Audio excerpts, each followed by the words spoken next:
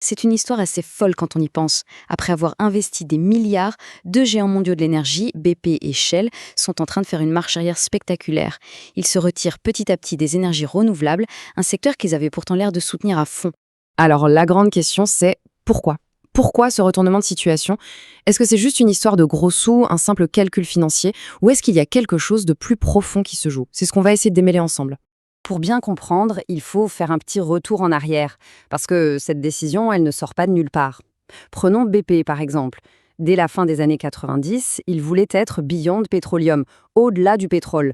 Un discours qui s'est vraiment accéléré entre 2020 et 2023. Et puis, patatras. L'an dernier, changement de cap radical et retour en force vers le pétrole et le gaz. Alors, pourquoi ce grand virage vert au départ? Eh bien, la première raison, ce n'est sans doute pas celle à laquelle on pense en premier. C'était moins une conversion écologique qu'une, disons, une excellente stratégie de communication. Et il faut dire que cette stratégie était redoutablement efficace, surtout en Europe où l'image des pétroliers est, soyons honnêtes, assez mauvaise. Afficher un visage plus vert, c'était presque une question de survie commerciale.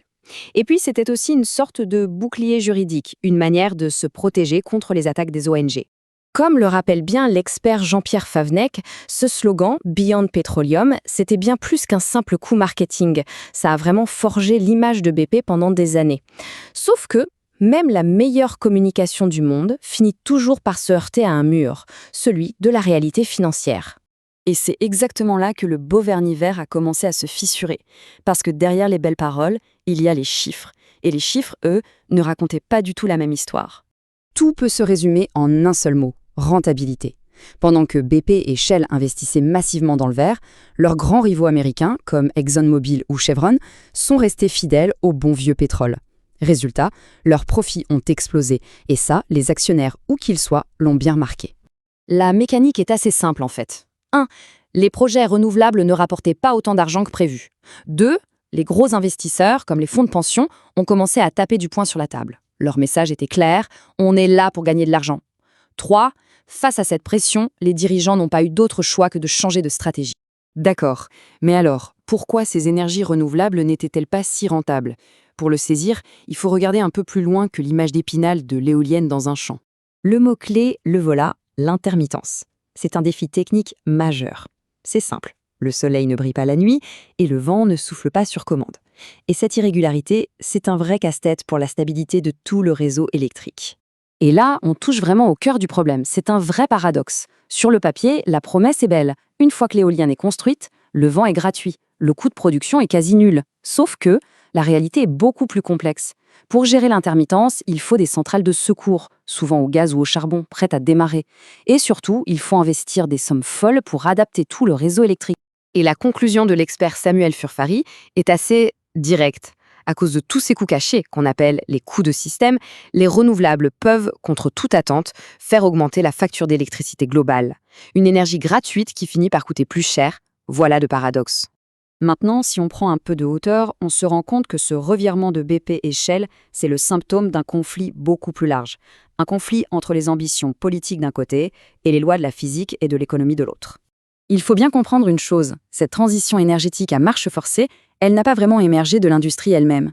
C'est une décision politique, venue d'en haut, imposée par des instances comme la Commission européenne. Les entreprises, elles, n'ont fait que s'adapter à ces nouvelles règles du jeu. Et ce chiffre, il est assez vertigineux. Après plus de 50 ans de débats, de recherche, de milliards investis, l'éolien et le solaire ne représentent aujourd'hui qu'environ 3% de toute l'énergie consommée dans le monde. C'est ce qu'on appelle l'énergie primaire. 3%. Et maintenant, mettons ce chiffre en face de l'objectif officiel de nombreux gouvernements, atteindre 100% de renouvelables d'ici 2050. Quand on compare les 3% actuels à l'objectif de 100%, on voit que le fossé est tout simplement gigantesque. Et comme le martèle Samuel Furfari, le problème n'est pas un manque de volonté politique. On se heurte à un mur technique et économique. À grande échelle, pour toute la société, les solutions proposées aujourd'hui ne sont tout simplement pas rentables. Bon alors, qu'est-ce qu'on retient de tout ça pour l'avenir? Eh bien, ça nous dit que le chemin de la transition énergétique sera sans doute beaucoup plus complexe, beaucoup plus nuancé que ce que certains discours laissent entendre.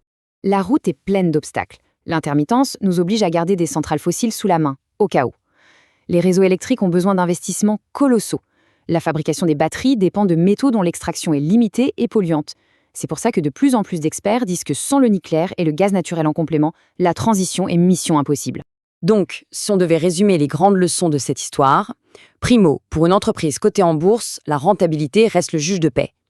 Secondo, le diable se cache dans les détails, et ici, ce sont les fameux coûts de système. Tertio, la transition sera sans doute bien plus lente et chère que promis. Et enfin, il n'y a probablement pas de solution miracle. Une approche pragmatique devra sans doute combiner plusieurs technologies. Finalement, l'aventure de BP et Shell dans le vert nous laisse avec une question fondamentale. Est-ce que le modèle de transition qu'on nous présente actuellement est vraiment construit sur des bases solides, ou est-ce qu'il repose sur des paris économiques et physiques un peu trop optimistes? La question, évidemment, reste ouverte.